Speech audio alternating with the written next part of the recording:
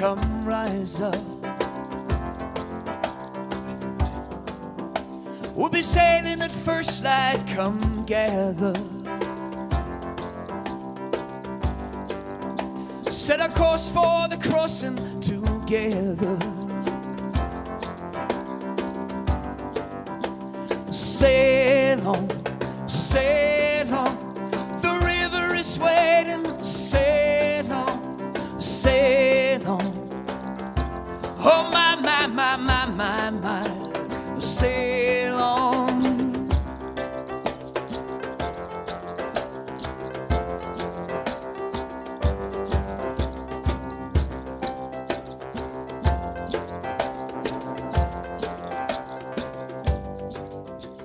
The river is waiting. I'm ready, ready, ready to slip from this island. I'm ready, ready, ready. Gonna leave all my sorrows behind me, behind me, behind me. Lift my face to the new day that's rising, rising, rising. Sail on, sail on. The river is waiting. Sail on, sail on, sail on. The river is waiting. Sail on, sail on, sail on. The river is waiting. Sail on, sail on. Oh my, my, my, my, my, my. Sail on.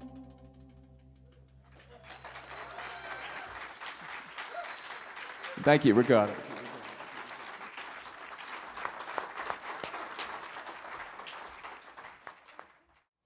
Our talk this morning is new beginnings going into the new year. And I want to share something that happened to me last week because it's what's coming forward for me as a new beginning. And as I get into kind of talking about all of that, what happens for one, it always affects those around them and affects all of us. So I want to tell you just a little thing that happened, and I shared it with someone else, and I thought maybe I should just share it with the congregation. So last Sunday's Christmas Eve, and I was driving down here and getting ready to come to the service, and I was listening to Christmas music, and I love Christmas music. Don't get to hear too much as I used to, but usually when I'm driving. And so I'm listening to a song about Jesus, and I don't even know what the title was, and I started to cry. And I thought, well, what's that about? I don't usually cry when I listen to music. The Christmas music, I sing along with it because I really like it. And it's fun. But, Christmas Jesus, there was something kind of going on. And I started to tear up, and I thought, what is that about? What's different right now going on that would make me react like that? Most of the songs about Jesus at Christmas time are about his birth for the purpose of saving us. Jesus as Savior, in that understanding or that context, is not a part of our teaching of Science of Mind. We don't believe that we need to be saved in that way for God to love us or the Creator to love us. We believe he loves us all the time. It didn't stop. And we don't believe Jesus was born for the sole purpose of saving the human race, but we do believe that he was born to walk here among us, show us who we are, show us what the possibilities are and the potential for our lives and for what we can do. And that's a very big thing. However, as I drove here, I was coming here to be a participant in the presentation last week that was called Jesus, Son of Man.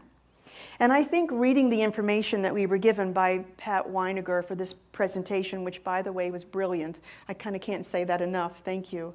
It was such an amazing thing. But that information and a few other things that I've been looking at recently put me in a new place in my view and my feelings about the man, Jesus. And it was strong enough to touch me. So I've learned a new feeling that I have about his presence and his purpose with us. It opened me, and I feel like I'm in a shift of new beginnings. So thank you for that. You see, for many years, I was one of those ones who poo-pooed the Bible, I poo-pooed God and Jesus and the whole thing. I felt it was a scam. I felt pretty righteous in myself to kind of say it was a scam and a control factor for a lot of things. So I couldn't touch it or go near it for a long time. I questioned things as early as 6 years old. In my late 30s, something, however, woke up in me and said, time to go to church. Oh, just got that thought of Bill Cosby. Noah. That thing, but some of his comedy stuff, but it was like I got that call that said it's time to go to church. So I started back at my church of origin, the Methodist Church, and I would go and I would sit in the back and I would cry like a baby, literally, no idea why. And I know I've said this before, so I'll try to be quick. I tell this story in different ways. But it didn't matter which church I visited, I would cry, and then I would sneak out the back door because you don't look pretty after that. Because I literally sobbed for some reason. And all of a sudden, I could not say the word God without crying. The word was different. It opened a new emotion in my body. When we get that call, it's time. So it wasn't until I found Science of Mind, that this particular center, and took classes, that I was introduced to a whole other understanding about Jesus and what he was about and what he did, and something that I had never heard of before, the Christ consciousness. And that was different for me. So each step along this path of the discovery of Jesus has been a new beginning for me that I have been able to work with because it was not religion-oriented or religion or forced on me. It was not to control me. It was a choice offered to add to my life and to add what I was learning about my life. And that made the difference. Can you see the difference in that? Made all the difference in the world. And that was comfortable. And I never thought about it or realized it like this until I was listening to that one silly song. And I still don't remember the title of it. So I have been wondering what's going on. One of the songs of Jesus Christ Superstar came to mind while I was writing this out. And gosh, that's been a long time ago, hasn't it? Yeah. And the song is, I don't know how to love him. Okay, where'd it go? So I had to look it up and I had to listen to it again. And the lyrics really spoke to me. I don't know how to love him. I've been changed. Yes, really changed. I don't know how to take this. I don't see why he moves me. He's a man. He's just a man. I never thought I'd come to this. What's it all about? And it's funny, when I was the one who was being righteous poo-pooing the Bible, I never thought I'd come to this and be saying this. So I soaked in every word last week as we went through each character in the presentation describing what they knew of Jesus and how they were touched by that. And I think all of us in that little play last week were touched. So that was a new beginning for me for something. And it's been quite powerful. I've also started a new meditation program, and I've been meditating for years, all kinds of different processes, and they do different things for you. And I'm in something right now that in such a short time has taken me to a place I've never been before, very deep inside. And it's hard to even define because you don't touch it, it's just different, right? But I'm going someplace I haven't been before. And so sometimes I think that combined with last week is what's opening up some emotion for me, because I think this lower vibrational third-dimensional body doesn't know what to do with these openings that are happening right now, except make my eyes leak. So, water's coming out of somewhere. So that's kind of what's going on. No matter what I talk about, I get to a place of a new emotion. And it's actually kind of a cool place to be, even though I don't understand it, because lots of stuff is kind of coming up. So it's another doorway of new beginnings for me, metaphorically and physically. And spiritually, I guess consciously, I'm in this whole new understanding and learning about myself and what spirit can teach me and where it can take me and guide me. And I'm even learning a whole new trust about that. So it's worth the journey. It's worth the ride. I don't like crying in front of you, but there I go again. I'm sure Raj is going to cut all those out of there. So anyway, it never ends. If you think you've learned it all, Trust me, you haven't. And every minister out there who thinks they've learned, most of us know. Once you get to this point, you realize what you think you knew, you don't know anything at all. And it just keeps coming and going deeper and deeper. So that's the fun part. And even going back through practitioner training again with the students, doing that with them is deepening me again, and it's fun to go back through the information. So I believe that I have been led to read the things I'm seeing right now, this new information that is allowing me to open more and go deeper. I've really kind of said, show me. And I'm being led now what to read and where to go. And it's still, the words are just kind of fuzzy because it's not tangible. But I think this is what the man Jesus came here to offer us.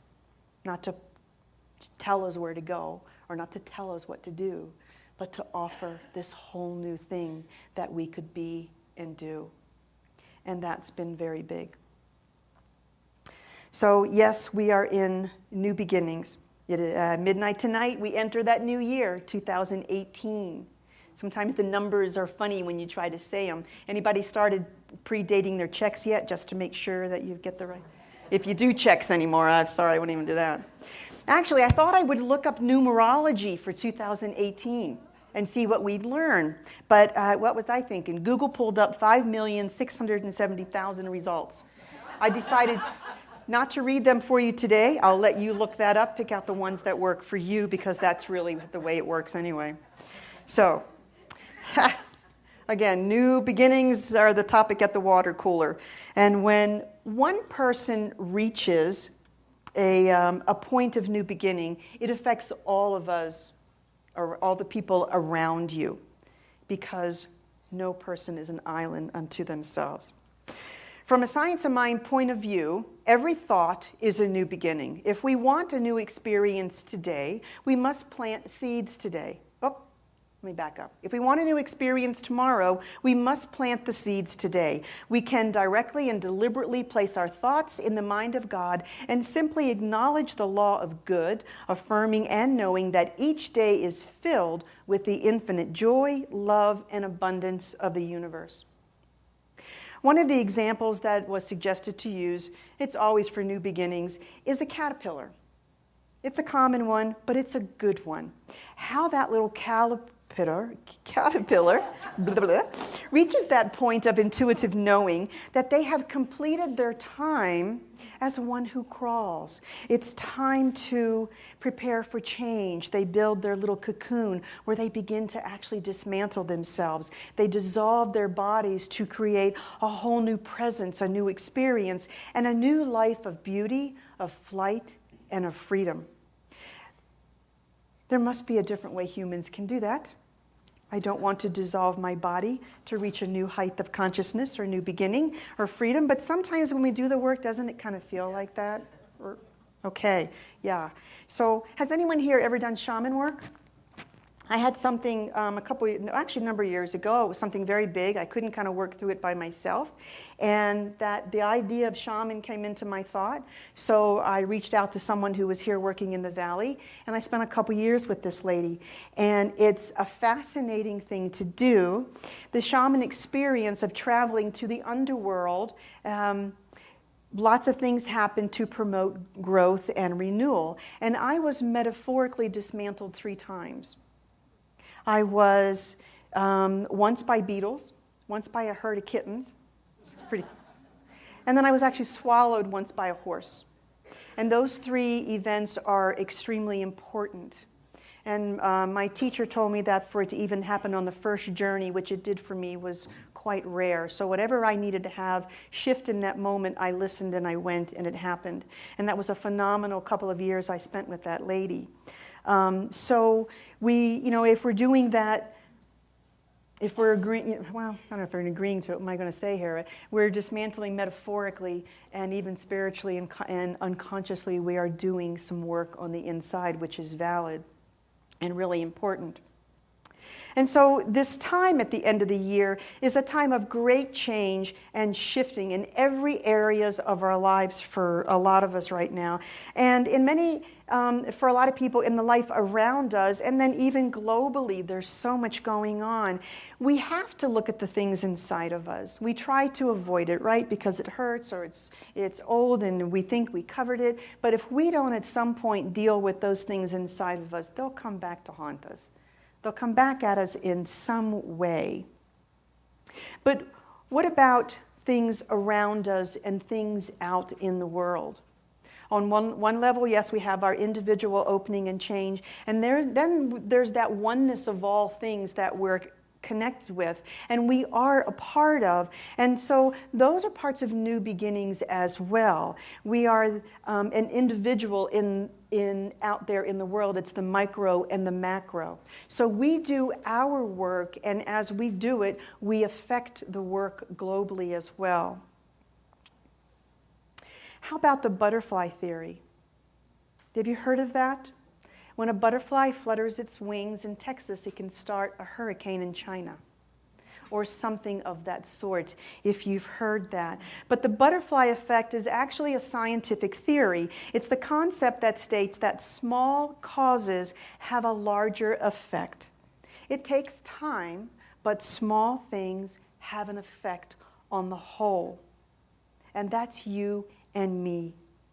What we do adds to the wholeness of things.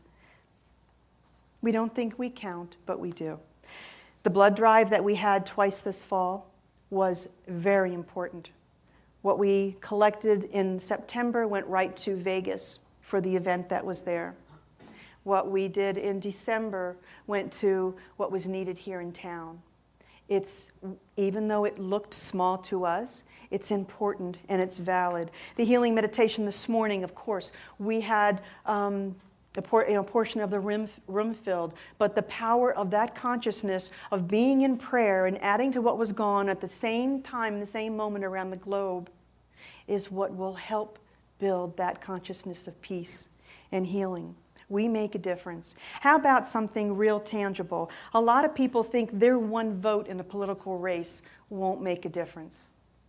How many times have you heard that? I'm not going. It's just one vote. That won't make a difference. Well, I'll tell you what. It's making a huge difference right now in the Virginia House of Delegates because the Democratic candidate has won that race by one vote.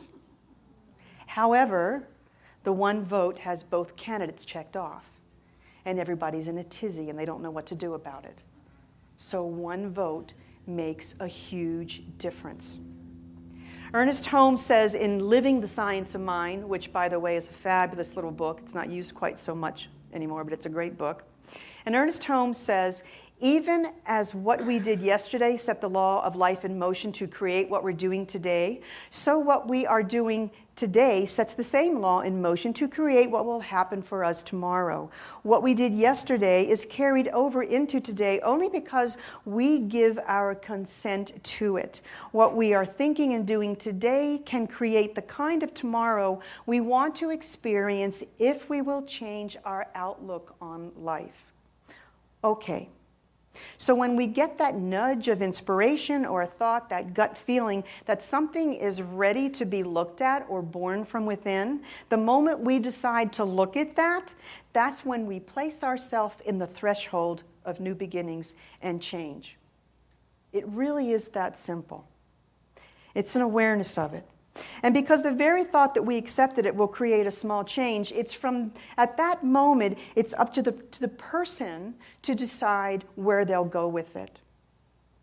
Or if they're going to shove it under the rug and wait for it to bite them in the butt later. But the very thought of coming into something, a new idea, of allowing it to come up, places you in the threshold of new beginning. And it doesn't just happen on December 31st at 11:58 p.m. It happens every day of the year. So let me bring you back to New Year's Eve. It's such a fun and important ritual time. And for a lot of people, they want to do ceremony. They want to have an event. They want to have some moment to have a quick look back at the year, like what was the year for them? What did they do? How did it turn out? Did they complete what they wanted? Did they get to build what they want? And can they let go of things that are complete? Or what happened around something that was hurtful? It's the time to make room for new energy of January 1st and the start of that year. I'll also say that I believe all those festive parties and ringing in the stroke of midnight and the joy of that first kiss of midnight is also a wonderful ritual to start the new year with positive energy. And so tonight, here at the center, we'll hold our annual releasing ceremony, the Burning Bowl ceremony, to release the past, make room for new energy, new intentions, what you want for the new year. And so I hope you all will join us for that. So that'll be the serious fun, and then you'll get to go out for the rest of the night to have your own little party fun for your personal ritual in that way. And it is a ritual. The human psyche loves ritual because it brings meaning to life's events. And when we have that meaning about an event, it actually finds anchor in our body and in ourself and in our life. So that's where a lot of that comes from. As you look back on the past year, can you look at things that felt like you were being dismantled in some way and find a way to learn from those events? How will you use what you learned from that something to move forward? Would it even be possible to be grateful, even in a small way, for something that wasn't so good? Because being grateful for all things is important, but also being grateful for something that didn't feel so good, you know? I talk a lot about gratitude. Gratitude feeds the universe to give us more. And remember, I've said that when we're grateful in the moment for something, that it is the signal to the universe that you're ready to move forward and ready to move on. And so that promotes the universe to give you more. So in your rituals this evening, at some point, maybe touch your heart. Maybe touch your third eye and give a small thanks for this past year that has unfolded for you and brought you right to this point. Because every single thing that happened last year, every moment, whether you were happy in it or not, is what brought you to this point today. So remember all of it. And what about forgiveness? Is there something you meant to do? Is there something you did that you didn't mean to do? Can you forgive yourself or someone else for something that happened during the year? New Year's Eve can be the reset button, a fresh start, if you can look at it that way and use it that way for good. Forgive yourself and others as you make your intentions to go forward. Be forgiving.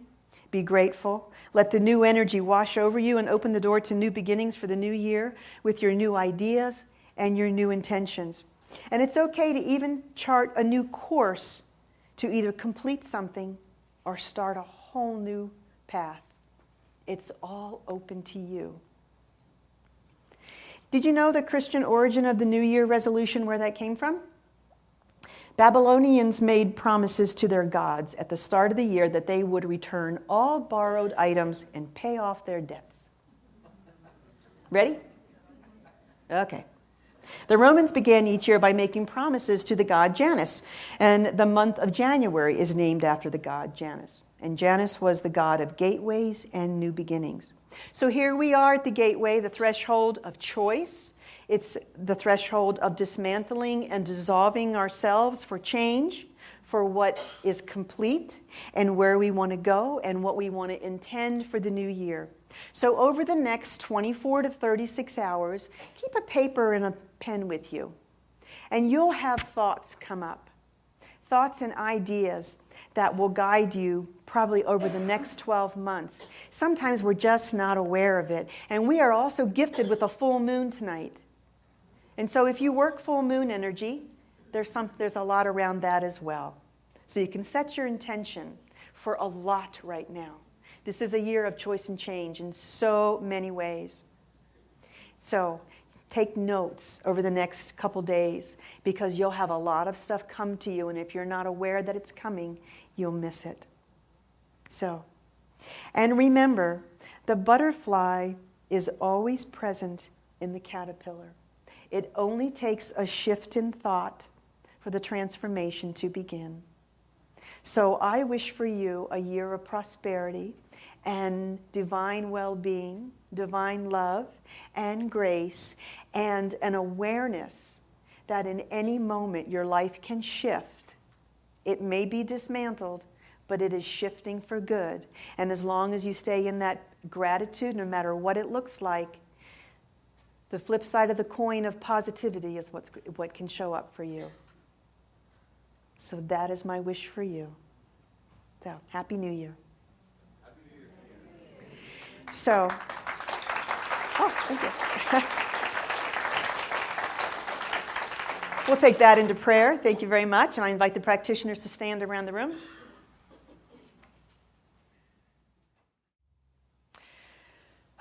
So let's take a breath. It all begins with the breath. We breathe in and out. And breathe in and out.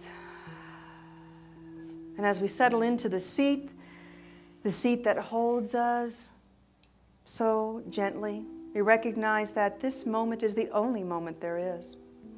That this moment is the grace of God, the Creator, the Spirit being that is right here, that lights that spark within my heart and within the heart of every individual present.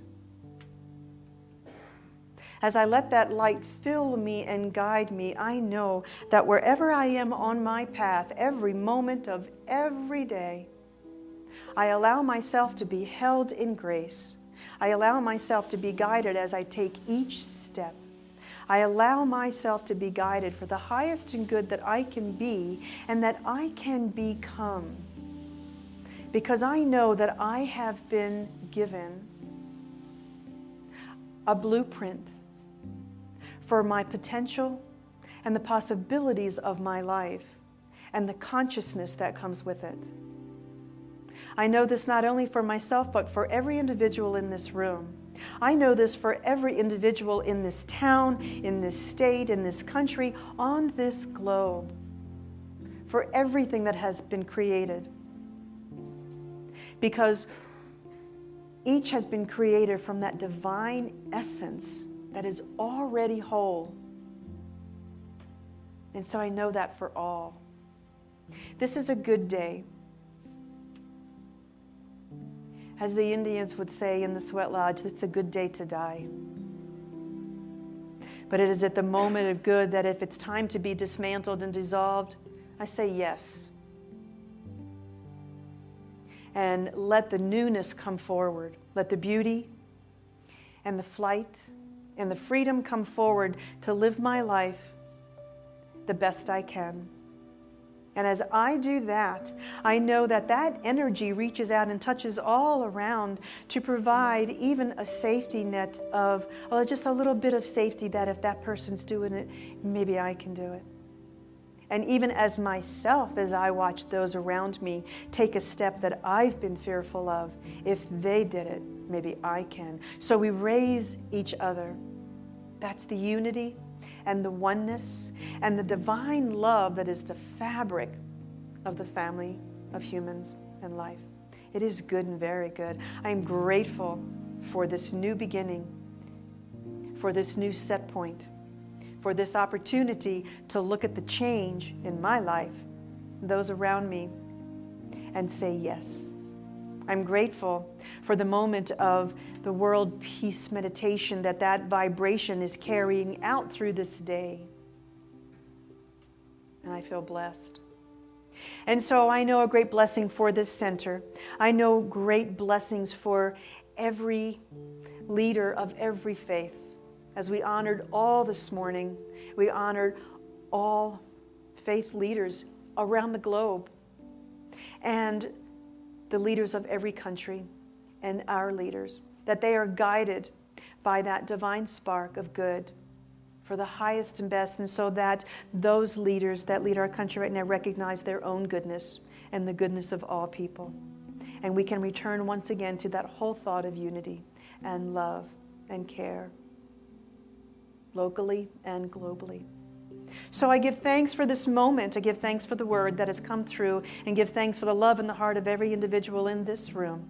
And so knowing this is so, I release this into the law, and all together we ground this by saying, and so it is.